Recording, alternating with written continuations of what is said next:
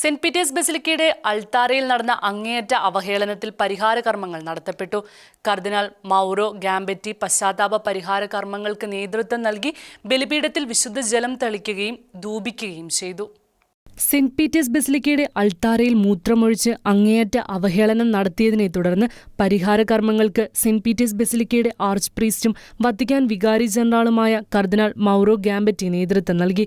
പരിഹാര പ്രദക്ഷിണത്തോടെ ആരംഭിച്ച ചടങ്ങുകളുടെ ഭാഗമായി കർദിനാൾ ഗാംബെറ്റി ബലിപീഠത്തിൽ വിശുദ്ധജലം തളിക്കുകയും ധൂപിക്കുകയും ചെയ്തു.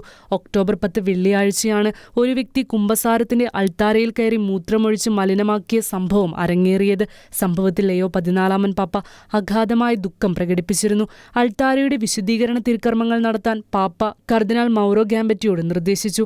ഒരു വർഷത്തിനുള്ളിൽ ഇത് രണ്ടാമത്തെ തവണയാണ് സെന്റ് പീറ്റേഴ്സ് ബസിലിക്ക മലിനമാക്കുന്ന സംഭവം അരങ്ങേറുന്നത്.